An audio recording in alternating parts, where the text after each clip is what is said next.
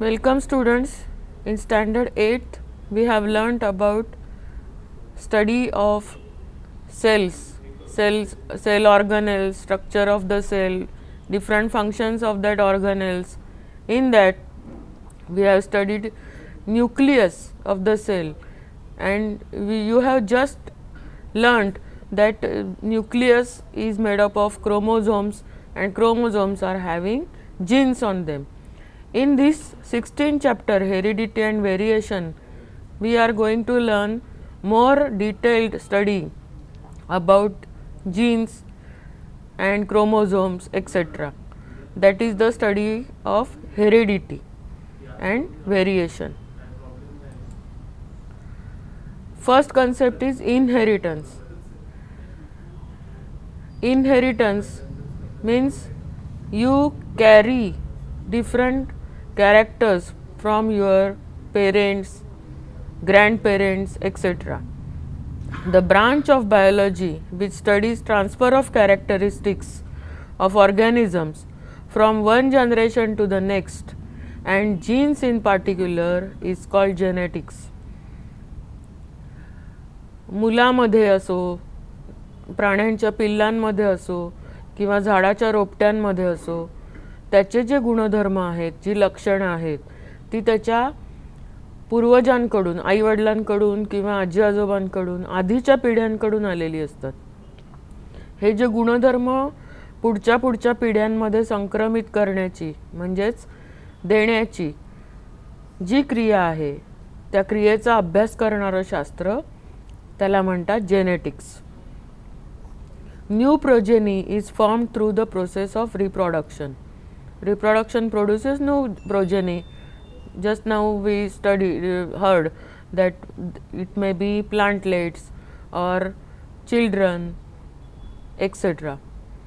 Except for a few minor differences, offspring shows great similarities with parents. तुम्ही स्वतःकडे बघितलं तरी तुमच्या लक्षात येईल की बरेचसे तुम्ही आईसारखे बाबांसारखे असता, थोडेफार फक्त फरक असतात. इथे तुम्हाला दिसतंय असेक्शुअल रिप्रोडक्शन. हे एक रनर स्टेम आहे. म्हणजे काय, तर स्टेमचा एक भाग आडवा वाढतो जमिनीवर, त्याला मुळं फुटतात आणि न्यू प्लांटलेट तयार होतं. आता ह्या दोघांचं जर तुम्ही निरीक्षण केलं तर ते बऱ्याचशा बाबतीत अगदी सेम आहे, पेरेंटप्रमाणे. So this is asexual reproduction which shows minor variations. फार बदल होत नाहीत. पण सेक्शुअल रिप्रोडक्शन असेल तर मात्र पुढच्या ऑफस्प्रिंगमध्ये होणारे बदल जास्त असतात. Offspring produce through sexual reproduction shows comparatively greater variations. So this is inheritance. Now what is heredity? Here you can see a family, father, mother and their children. The children are similar to their parents. Similar, अगदी तंतोतंत जशीच्या तशी नसतात आईवडिलांसारखी, थोडीफार फरक असतो त्यांच्यात. Similar to their parents because of the traits they inherit. Trait म्हणजे लक्षण. आईवडिलांकडनं जी लक्षणं त्यांना मिळतात त्या लक्षणांमुळे ते आईवडिलांसारखे असतात, हुबेहूब नसतात. Transfer of characteristics from parents to offspring ही जी प्रक्रिया आहे ना, ही प्रोसेस आहे, तिला म्हणतात heredity. Inherited traits and expression of trait म्हणजे लक्षण. हे पुढच्या पिढीत संक्रमण कसं होतं आणि त्याचं प्रकटीकरण कशी दिसतात ते आता बघूया. Though there are many similarities between parents and offsprings, there are some differences too. हुबेहूब तुम्ही आईवडिलांसारखे नाही आहात, थोडेसे फरक होतात. These similarities and differences are all the effect of heredity. दोन्ही लक्षणं म्हणजे सारखं असणं आणि बदल असणं, हे दोन्ही हेरेडिटीचेच परिणाम आहेत. कशामुळे येते हेरेडिटी? तर information necessary for protein synthesis in the cell is stored in DNA. Nucleus सेलमध्ये असतं न्यूक्लियसमध्ये असतात क्रोमोझोम्स. आणि क्रोमोझोम्स बनलेले असतात DNA पासून. The segment of DNA which contains all the information for synthesis of a particular protein is called gene for that protein. संपूर्ण शरीरात आपल्याला वेगवेगळ्या ठिकाणी प्रथिनांची, प्रोटीन्सची गरज असते आणि तो प्रोटीन सिंथेसिस होण्यासाठी जी इन्फॉर्मेशन लागते ती त्या DNA वरच्या ज्या सेगमेंटमध्ये असते त्याला म्हणतात gene. Genes with contain information about heredity characteristics in coded form are located on chromosomes. Genes कुठे असतात तर क्रोमोझोमच्या वर आणि त्यांच्यात कोडेड विशिष्ट कोडमध्ये ही सगळी इन्फॉर्मेशन स्टोअर केलेली असते. कशी ती बघूया. Chromosomes, the structure in the nucleus of cell that carries the hereditary characteristics is mainly chromosome. It is made up of nucleic acids and proteins. During cell division they are visible. एरवी ते दिसत नाहीत, न्यूक्लियसमध्ये असताना दिसत नाहीत. Sale डिव्हिजनमध्ये जेव्हा होतं, त्याचं सेलचं डिव्हिजन होतं, एकापासून 2 होतात, तेव्हा हे दिसायला लागतात, विजिबल होतात. They can be clearly seen under the compound microscope.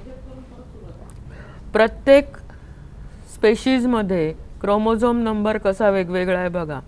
Crab 200, मेज 20, frog 26, roundworm only 4, potato 48, and human, our cell contains 46 chromosomes, that is 23 pairs. What is the organization of chromosome? Each chromosome is made up of DNA and it is dumbbell shaped midway during the cell division. There is a constricted region that is called centromere or primary constriction. That centromere divides the chromosome into 2 parts. Each part is called arm. Here you can say P arm and Q arm. There are some types of chromosomes we will see in detail. Centromere has a specific position in each chromosome. According to the position, they are classified into 4 types. First is metacentric. They are V-shaped and the centromere is in between. Arms of this chromosome are equal in length. Here you can see the chromosome resembles to capital L because one arm is longer than other arm and centromere is located here somewhere near the midpoint.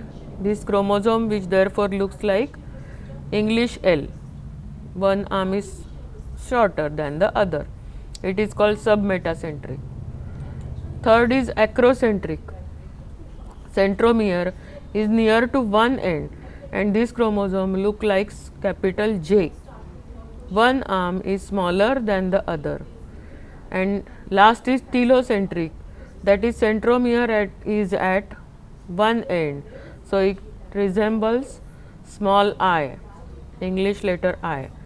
It consists of only one arm as centromere is at the end. Generally, somatic cells, chromosomes are in pairs. In somatic cells, chromosomes are in pairs. If pair consists of similar chromosomes by shape and organization, they are homologous chromosome. If both the chromosomes in a pair are similar, they are homologous chromosomes.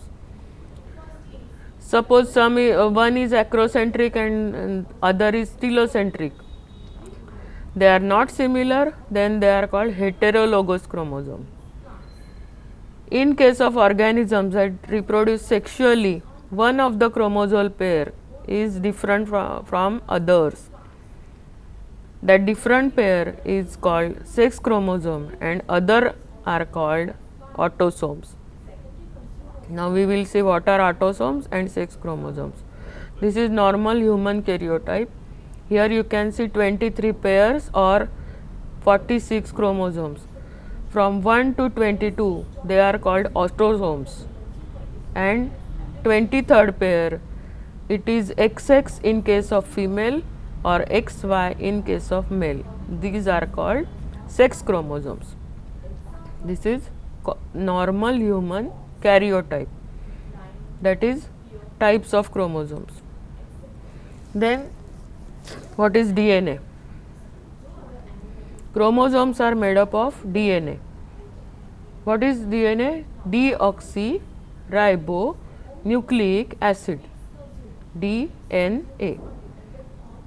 This acid was discovered by Swiss biochemist Friedrich Mischer in 1869 while studying white blood cells.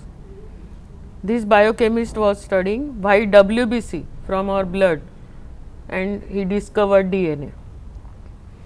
Initially it was repeated only in nucleus of cell, so it was called nucleic acid. But after some study it is found that it is present in other parts of the cell too, not only in the nucleus but other parts also. Molecules of DNA are present in all organisms from viruses, bacteria to human beings. न्यूक्लियसचा main भाग आहे chromosome आणि chromosome बनलेले असतात DNA molecule पासून. ते virus, bacteria, सगळ्या वनस्पती, सगळे प्राणी प्रत्येकाच्या न्यूक्लियसमध्ये आढळतात. They are called master molecules because they control the functioning, growth and division of the cell. So they are called master molecules. This model was first proposed by Watson and Crick in 1953. It is called double helix model because as per this model, two parallel threads of nucleotides are coiled around each other. तुम्ही सर्कशीला गेलात कधी? तिकडे एक दोरीची शिडी असते. ती जर तिला पीळ दिला तर कशी दिसेल? शिडीचे खांब हे आहेत निळे दाखवलेले आणि तिच्या पायऱ्या आहेत त्या मधल्या कशाने बनल्यात पुढे बघूया. असे दोन असल्यामुळे ह्याला काय म्हणतात? Double helix. This structure can be compared with a coiled and flexible ladder. सर्कशीतली दोरीची शिडी. Now we will see the actual structure. Nucleotides हे जे छोटे छोटे भाग आहेत त्यांना म्हणतात nucleotides. They are arranged like a chain in a molecule of DNA. Two threads of DNA molecule are comparable to two rails of ladder. आता हे जे थ्रेड्स आहेत राखाडी रंगाचे दिसतात त्यांना आपण दोरीच्या शिडीचे जे खांब आहेत ते म्हणू शकतो. ते कशापासून बनलेत? तर they are made up of sugar and phosphoric acid. या दोन पदार्थापासून हे खांब बनलेत. आणि पायऱ्या कशापासून बनल्यात? तर ते चार आहेत nitrogenous bases joined by hydrogen bonds. Here you can see adenine, guanine, cytosine and thymine. आणि हे लक्षात कसे ठेवायचे? ATCG नेहमी जोडी त्यांची अशीच असते. adenine with thymine, here you can see adenine with thymine, guanine with cytosine. म्हणजे हे ATCG लक्षात ठेवलं की बरोबर त्यांची नावं पण लक्षात राहतात आणि जोड्या पण लक्षात राहतात. ATCG.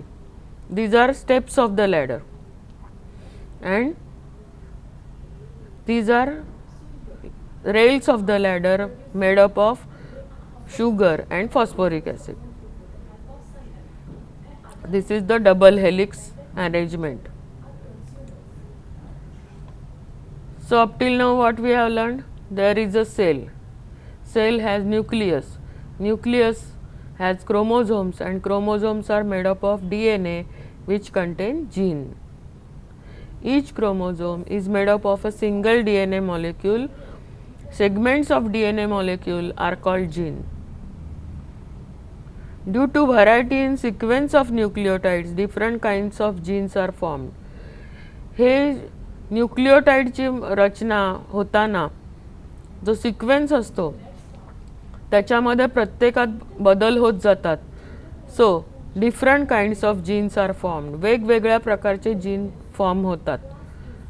आणि त्याच्यामुळे कॅरेक्टर्स आपली काही आईवडिलांसारखी असतात तर काही स्वतःची असतात. These genes are arranged in a line. Genes control the structure and function of the cells. Just now we said that it is called master molecule. Also, they transmit hereditary characteristics from parents to offspring. So, they are called functional units of heredity. अनुवंशिकतेचा पाया काय आहे? काम कोण करतं? तर jeans. जीन्समुळे तुमच्यामध्ये आधीच्या पिढीमधली लक्षणं येतात. So they are called functional units of heredity. So many similarities are seen between parents and their offspring. जीन्समुळे तुम्ही आईवडिलांच्या बाबतीत आईवडिलांशी बरीच साम्य दाखवता. Then another function is information about protein synthesis is stored in genes. कुठे कुठे लागतात आपल्याला प्रथिनं? केसापासून नखापर्यंत सगळीकडे आपल्याला प्रथिनं लागतात शरीराच्या बांधणीसाठी. मग ते रक्तातलं हिमोग्लोबिन असेल, मसल्समधलं मायसिन असेल किंवा केसामधलं केरॅटिन असेल, अशी खूप प्रोटीन्स आहेत आपल्या शरीरात की त्यांच्या बांधणीसाठी जी माहिती लागते ती जीन्समध्ये साठवलेली असते. So genes in our DNA molecule play very important roles, many roles it is having. Then another important nucleic acid is RNA, ribonucleic acid.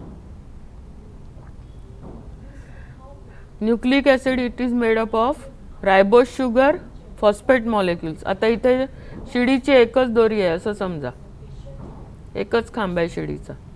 तर कशापासून बनलाय खांब? तर तो बनला रायबोस शुगर आणि फॉस्फेट मॉलिक्युल्स.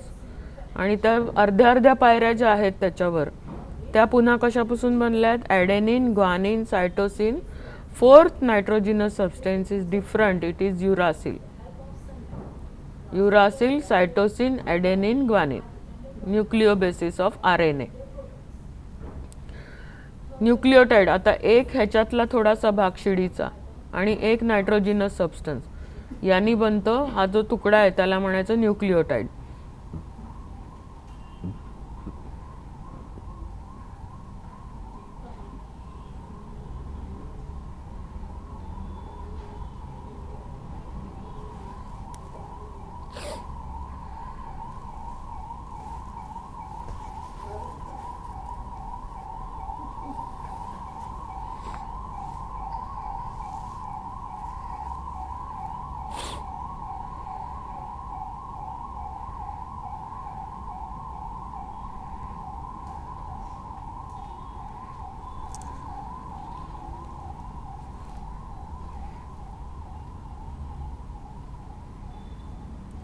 अशी अनेक न्यूक्लियोटाइड एकमेकांना जोडून मॅक्रो मॉलिक्यूल ऑफ RNA, मॅक्रोचा अर्थ खूप मोठा, महा, तर मोठा रेणू बनतो RNAचा. कशाने?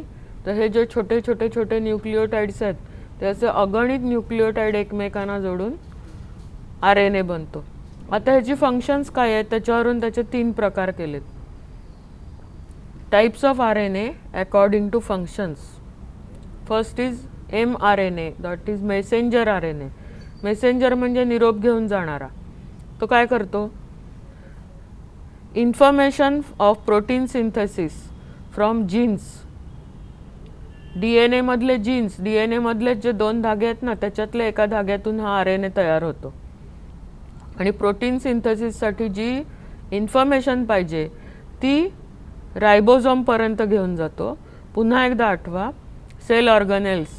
8वी मध्ये तुम्ही शिकलात सेल ऑर्गनेल्समध्ये एक होता रायबोझोम. त्याचे 2 प्रकार होते, smooth and rough. That rough ribosome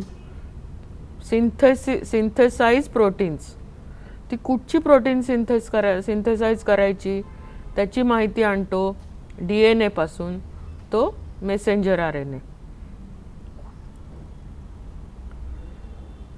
From genes, that is DNA chain in the cell nucleus to ribosomes in the cytoplasm which produce the proteins is called messenger RNA. माहिती घेऊन जाणारा माहिती दूत. Second is ribosomal RNA. आत्ताच सांगितलं त्याप्रमाणे रायबोझोमवर जे rough असतात भाग त्याच्यामध्ये जो प्रोटीन तयार करतो प्रत्यक्ष तो रायबोझोमल RNA. Molecule of RNA which is component of ribosome organelle is called ribosomal RNA and its function is perform the function of protein synthesis, तयार करणं, प्रोटीन तयार करणं. Third type is transfer RNA. what is its function? According to the message of mRNA, हा जो message आणेल बघा ह्याच्यावरचे 3 भाग बघा इथे दिसतात, तेच 3 भाग इथे आहेत की नाही, जरा त्याच्याबरोबर उलटे तयार होतात त्याच्यावर. RNA molecule which according to the message of mRNA carries amino acid up to ribosomes is called transfer RNA. Protein सिंथेसिससाठी जी अमायनो ॲसिड्स लागतात ती ट्रान्सफर करण्याचं काम जो करतो तो tRNA. So these are types of RNA. Now we will study Mendel's principles of heredity. Here you can see great scientist Gregor Johann Mendel. His lifespan was 1822 to 1884. Austrian scientist, ऑस्ट्रियामधले राहणारे एक वैज्ञानिक होते. त्यांनी वाटाण्याच्या झाडांवर अनेक प्रयोग केले आणि त्याच्यातून जे निष्कर्ष काढले त्याच्यात त्यांना म्हणतात प्रिन्सिपल्स ऑफ हेरिडिटी. त्याच्या त्याने तशीच नावं दिली, मोनोहायब्रिड, डायहायब्रिड.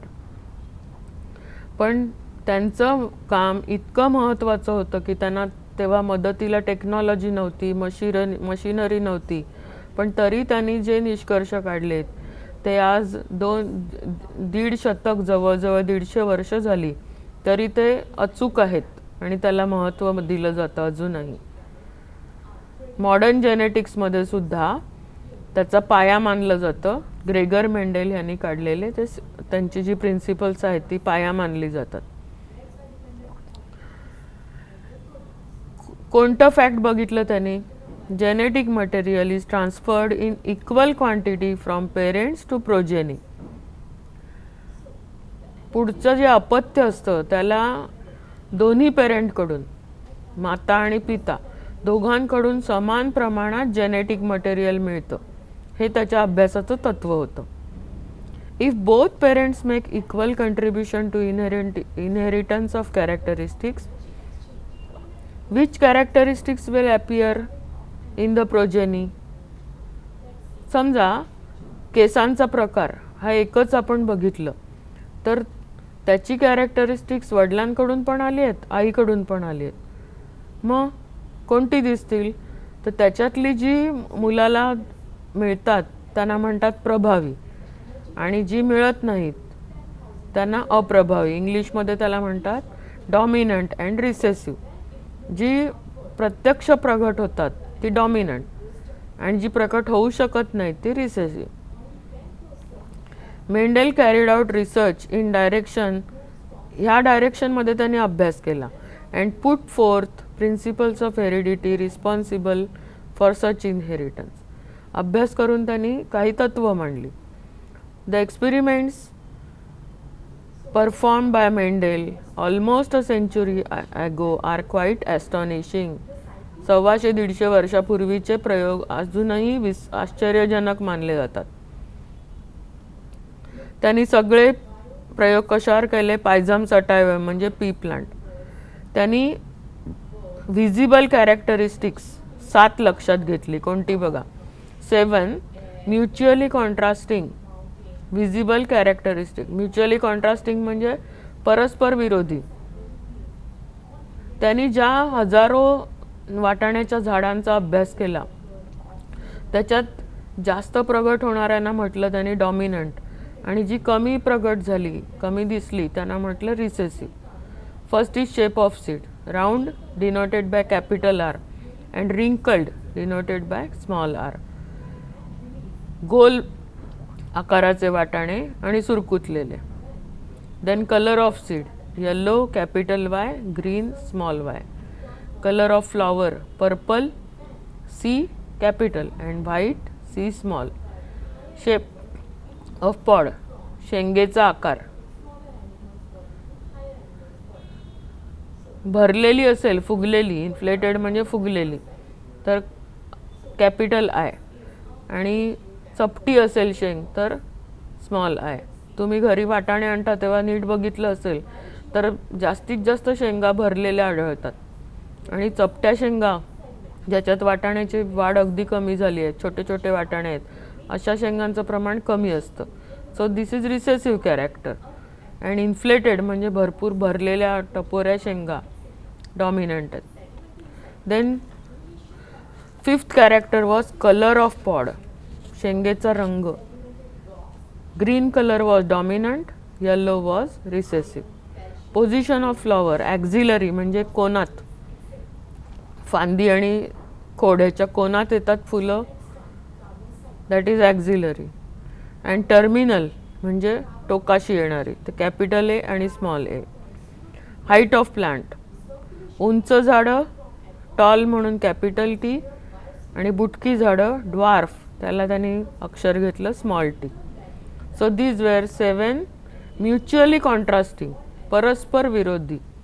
गोलच्या विरुद्ध रिसेसिव्ह, ॲक्झिलरीच्या विरुद्ध terminal, that is called mutually contrasting. Visible characteristic, दिसणारी, डोळ्यांना दिसणारी. His first experiment was monohybrid cross because he considered only one character, plant height. He performed these experiments with many plants of P, Pisum sativum. This is parental generation, P1. Phenotype म्हणजे काय, जसे दिसतात तसे. कसं स्वरूप आहे, दिसणं कसं आहे त्यांचं, तर एक उंच झाड, एक बुटकं झाड. यांचा जिनोटाइप कसा होता, कॅपिटल टी दोन्ही कॅपिटल याचा अर्थ हा शुद्ध उंच, आणि दोन्ही स्मॉल टी याचा अर्थ शुद्ध बुटकं झाड असं होतं. त्याची गॅमेट्स कशी होणार, इथून कॅपिटल टी इथून स्मॉल टी. यांच्या संयोगाने जे पहिली पिढी बनली, first filial generation, all were tall. Why? Because all contained capital T. Important is second filial generation, selfing in F1, म्हणजे ह्याच झाडाचं मेल गॅमेट आणि त्याच प्रकारच्या झाडातलं फिमेल गॅमेट. यांच्या संयोगाने जी 4 झाडं बनली, म्हणजे 4 प्रकारची. कॅपिटल टी असं हे कुठून आले, एक इकडून घ्यायचा, एक इकडून घ्यायचा, याला म्हणतात पनेट स्क्वेअर. ही जी रचना करतात ना याला म्हणतात Punnett square. Mail gamete is capital T small T, female gamete is capital T small T. मग हे चौकोन भरायचे कसे, इथून एक अक्षर घ्यायचं, इकडून एक घ्यायचं, इकडून एक घ्यायचं, इथून एक घ्यायचं. Similarly here also. So out of 4 3 were tall and only 1 was dwarf. This was their phenotype. 3 tall is to 1 dwarf. 3 उंच झाडं आणि एकच बुटकं झाड. पण जिनोटाइपिक रेशो कसा होता, जीन्स कसे होते त्यांचे, 1 pure dominant, both are capital, so tall plants, and homozygous, दोन्ही सिमिलर आहेत, so homozygous.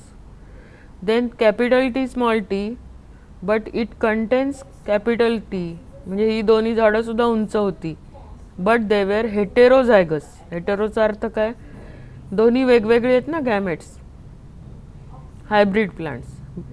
These 3 were tall plants, 1 and 2 मिळून 3 झाली, ही उंच झाडं होती. 4th was different, pure recessive, दोन्ही टी स्मॉल आहेत, so it is pure recessive and dwarf plant. This is also homozygous because it contains similar gametes. If they are similar, it is called homozygous. If they are different, it is called heterozygous. ह्याचं सारांश काय, एक उंच आणि एक बुटकं झाड घेतलं, तर त्यांनी हे प्रयोग केले, तर दुसऱ्या वेळी त्याला 929 झाडांपैकी 705 उंच आणि 224 बुटकी झाडं मिळाली. या संख्येवरून कळतं तुम्हाला डॉमिनंट कोण, टॉल, आणि रिसेसिव्ह कोण, शॉर्ट. पाऊंड भाग 4पैकी 3 भाग उंच झाडं होती, तर 1 भाग बुटकी झाडं होती.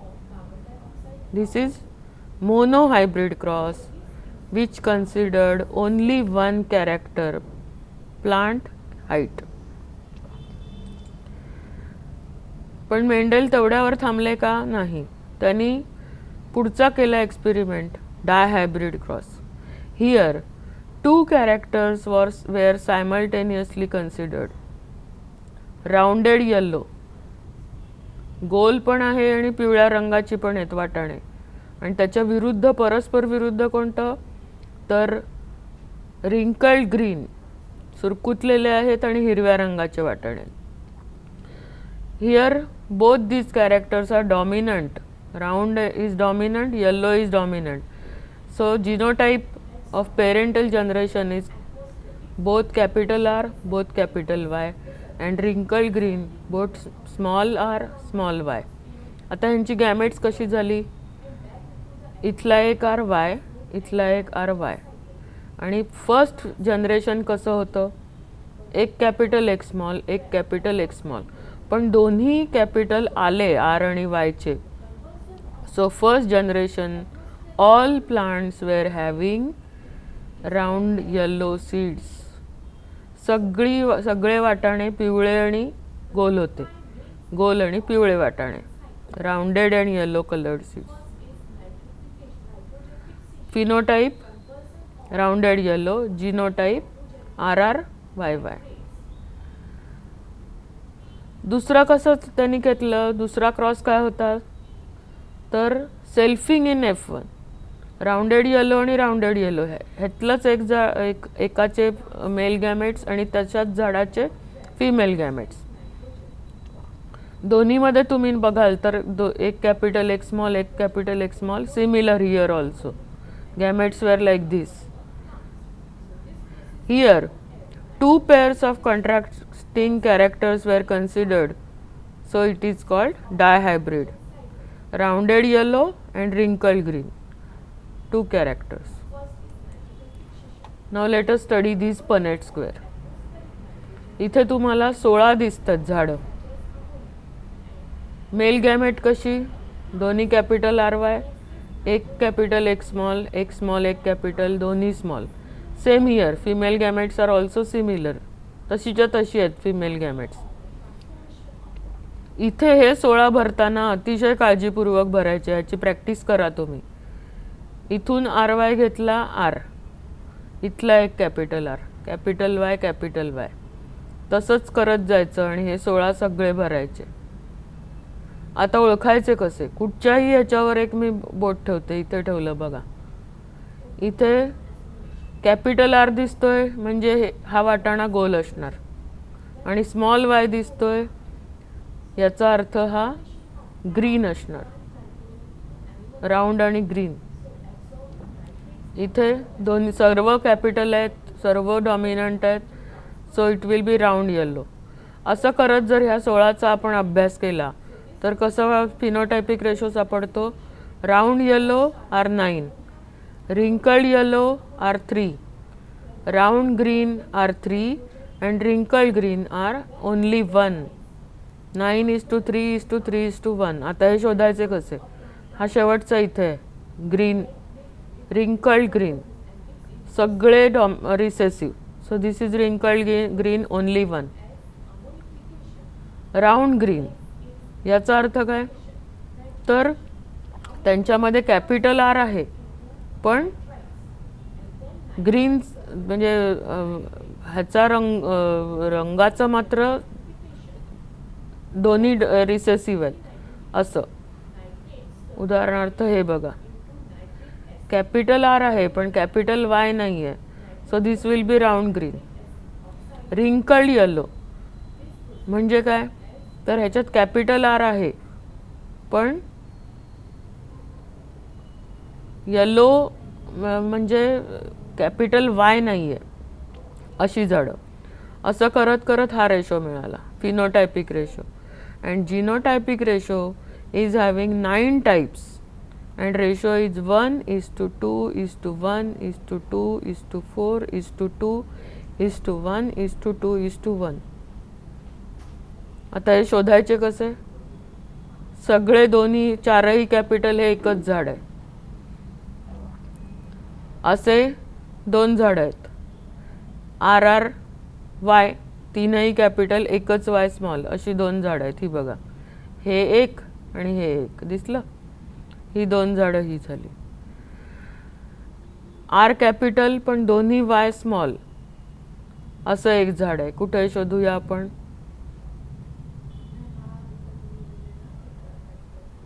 हे बघा, कॅपिटल R दोन्ही आणि Y स्मॉल एकच झाड आहे. असं करत करत करत हा जिनोटाईप 9 प्रकारचे आहेत आणि रेशो मात्र त्यांचा असा आहे. So this was second filial generation F2 and its Punnett square having 16 offsprings, and this is dihybrid cross as 2 characters were studied simultaneously. Now we will turn to ourselves, genetic disorders in human. Diseases or disorders occurring due to abnormalities in chromosomes. Chromosome मध्ये कधी कधी abnormality येतात नवीन offspring जन्माला येताना. Mutation in jeans, जीनमध्ये काहीतरी mutation होतात, बदल होतात. त्यांच्यामुळे जे डिसीज उत्पन्न होतात त्यांना म्हणतात जेनेटिक डिसऑर्डर्स. दुर्दैवाने हे जर एका पेशीत, म्हणजे जी पहिली पेशी तयार होणार तुमच्या शरीरातली, पहिला सेल, त्याच्यात जर ही डिसऑर्डर आली तर त्याच सेलपासून पुढचे तुमचे करोडो सेल्स बनतात. त्याच्यामुळे ह्या डिसऑर्डर्सला कोणतेही उपचार नाहीत, ती जन्मभर तशीच राहतात. So chromosomal ॲबनॉर्मॅलिटीज include either increase or decrease in numbers. कधी कधी क्रोमोझोमचा नंबर वाढतो, कधी कमी होतो. डिलिशन, कधी कधी नाहीसच होतं एखादा क्रोमोझोम. और translocation of any part of the chromosome, कधी कधी क्रोमोझोमचा एखादा भाग इकडून तिकडे जातो, त्याच्यामुळे सुद्धा डिसॅबिलिटीज येतात. किती गुंतागुंतीचं आहे आपलं शरीर. एक्झाम्पल्स आर क्लेफ्ट लिप, म्हणजे वरचा ओठ कधी कधी फाटल्यासारखा असतो जन्मताच. Albinism, this we are going to study next. Then physiological disorders like sickle cell anaemia, haemophilia. Haemophilia म्हणजे जखम झाली तर रक्त वाहायचं थांबत नाही, डेंजरस आहे हा प्रकार. So these are all genetic disorders. According to different types, first is disorders due to chromosomal abnormalities. क्रोमोझोममध्ये काही ॲबनॉर्मॅलिटीज झाल्या तर काय काय होऊ शकतं? न्यूमेरिकल चेंजेस इन क्रोमोझोम्स, क्रोमोझोमचा नंबर बदलणे म्हणजे numerical changes. If there is an increase in number of autosomal pair, autosomal म्हणजे पहिल्या ज्या 22 जोड्या आहेत त्यांच्यामध्ये एखादा क्रोमोझोम वाढला तर फिजिकल और मेंटल ॲबनॉर्मॅलिटीज अराईज. अशा व्यक्ती किंवा अशी बाळं शारीरिकदृष्ट्या आणि मानसिकदृष्ट्या नॉर्मल नसतात. लाईफ स्पॅन इज शॉर्टन्ड, अगदी कमी आयुष्य असतं त्यांचं. आणि त्याची उदाहरणं बघूया एक एक. First is down syndrome. आता तुम्ही मगाशी नॉर्मल कॅरियर टाईप बघितला, इथे गोलात बघा 21च्या इथे 2 सगळ्यांच्या जोड्या आहेत पण 21च्या इथे त्रिकूट दिसतंय. So this is trisomy, trisomy of 21st chromosome. फक्त 21व्याच क्रोमोझोममध्ये जोडीऐवजी 3 येतात. एक क्रोमोझोम जास्तीचा आल्यामुळे टोटल होते 47. मग ॲपिअरन्स कसा असतो? Children suffering from Down syndrome are usually mentally retarded, मानसिकदृष्ट्या ती सक्षम नसतात. शॉर्टर लाईफ स्पॅन, 16 ते 20 वर्ष एवढंच त्यांचं आयुष्य असू शकतं. हाईट कमी असते, तोकडी आणि रुंद मान असते. नाक चपटं असतं, बोटं आखूड असतात, केस विरळ असतात आणि आपल्या तळव्यावर जसं रेषांचं जाळं आहे त्याच्याऐवजी यांच्या तळव्यांवर फक्त एक आडवी रेष असते. अशी सगळी लक्षणं एका क्रोमोझोममुळे येतात. इथे तुम्हाला एक क्रोमोझोम जास्तीचा दिसतोय, पण अशा करोडो पेशी त्या बाळाच्या शरीरात सुद्धा आहेत आणि प्रत्येक पेशीमध्ये असा एक क्रोमोझोम जास्त आल्यामुळे एवढ्या सगळ्या ॲबनॉर्मॅलिटीज येतात. आयुष्य पण कमी असतं. Second is Turner syndrome, monosomy of X chromosome. What is monosomy? इथे बघा 22 जोड्या अगदी व्यवस्थित आहेत, पण 23वी जी सेक्स क्रोमोझोमची जोडी असायला पाहिजे तिकडे एकच जोडी आहे. दोन पाहिजेत ना, एक्स एक्स म्हणजे ते एकच आहे. दुसरा एक्स क्रोमोझोम नाहीच आहे. नॉर्मल स्त्री कशी असते? 44 plus X X, these are 44, 22 दुने 44 आणि एक्स एक्स. त्याच्याऐवजी 22 दुने 44 बरोबर आहेत, पण एक्सच, 44 प्लस एक्स ही condition. Such women are sterile, ह्या प्रजननक्षम नसतात, त्यांना मुलं होत नाहीत. That is unable to have children due to improper growth of reproductive organs. म्हणजे पहिली आपण जी बघितली डाऊन सिंड्रोम ती ऑटोसोम्समध्ये काहीतरी दोष झाल्यामुळे, तर हे दोष सेक्स क्रोमोझोममध्ये दोष झाला, आलाच नाही. एक क्रोमोझोम, एक्स क्रोमोझोम आईकडून किंवा बाबांकडून आला नाही. मग इथे 46च्या ऐवजी 45च झाली chromosomes. So this is also fatal Turner syndrome और monosomy of X chromosome. Mono म्हणजे सिंगल. तसाच तिसरा आहे क्लाइनफेल्टर सिंड्रोम. इथे नावातच दिसतंय तुम्हाला 44 प्लस एक्स एक्स वाय. इथे सुद्धा 22 जोड्या अगदी निरोगी आहेत, निर्दोष आहेत. 23व्या जोडीतच दोष आहे. इथे जोडीच्या ऐवजी पुन्हा 3 झालेत बघा, x Y. So this is male, मुलगा असणार हा. पण त्याच्या सेक्स क्रोमोझोममध्ये एक एक्स क्रोमोझोम जास्तीचा आला. जिथे 46 व्हायला पाहिजे तिकडे 47 झाले. कसे? 44 normal but extra x chromosome. So 44 plus X x Y. Such men are also sexually sterile. जशी टर्नर सिंड्रोममध्ये स्त्रिया स्टराईल असतात, तसं क्लाइनफेल्टर सिंड्रोममध्ये पुरुष स्टराईल असतात. मुलं होऊ शकत नाही त्यांना, because their reproductive organs are not well developed. So these 3 were syndromes arised due to number of chromosomes. कमी जास्ती झाल्यामुळे हे 3 उद्भवले होते, डाऊन सिंड्रोम, टर्नर सिंड्रोम आणि Klinefelter syndrome. Then type B is diseases occurring due to mutation in single gene, monogenic. एका जीनमध्ये जरी म्युटेशन झालं तरी काही दोष उद्भवतात. असे 4000 पेक्षा जास्त डिसऑर्डर शोधलेली आहेत माणसामधले, फक्त माणसामधले. डिसऑर्डर्स और diseases occurring due to mutation in any single gene into a defective one. त्याच्यात तो एक सिंगल जीन जरी सदोष झाला, डिफेक्टिव्ह म्हणजे सदोष, तर काहीतरी तुम्हाला त्रास होऊ शकतात. कसे आहेत? Hutchinson disease, Tay Sachs disease, galactosaemia, phenylketonuria, sickle cell anaemia, cystic fibrosis, albinism, haemophilia, night blindness, रात्रीच्या वेळी दिसत नाही ते माणसांना. हे सगळे विकार आणि दोष फक्त एका कुठच्या तरी जीनमध्ये बदल झाल्यामुळे होतात. It causes abnormal metabolism that may lead to death at tender age.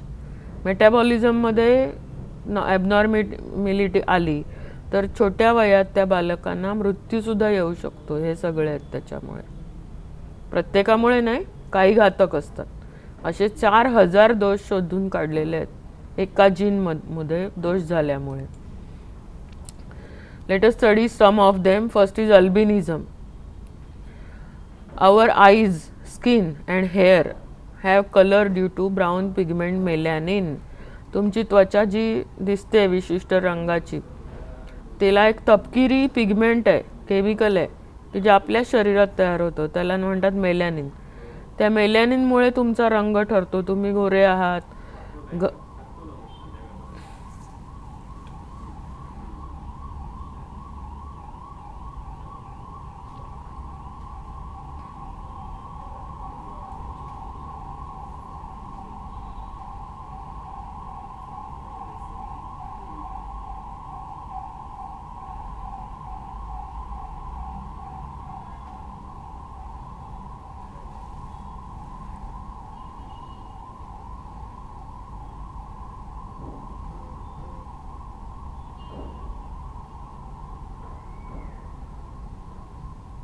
स्किनमधल्या मेलॅनिनच्या प्रमाणावरून आपला रंग ठरत असतो.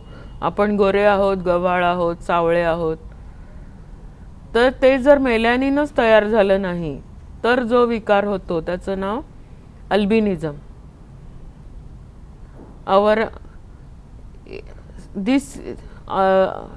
अल्बिनिझम असलेल्या मुलांची स्किन कशी असते? पेल.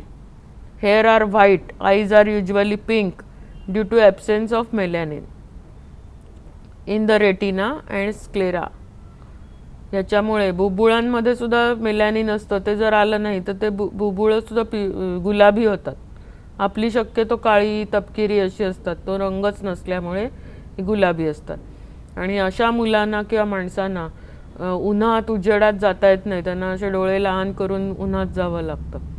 So this is albinism arisen due to absence of melanin. Second is sickle cell anaemia.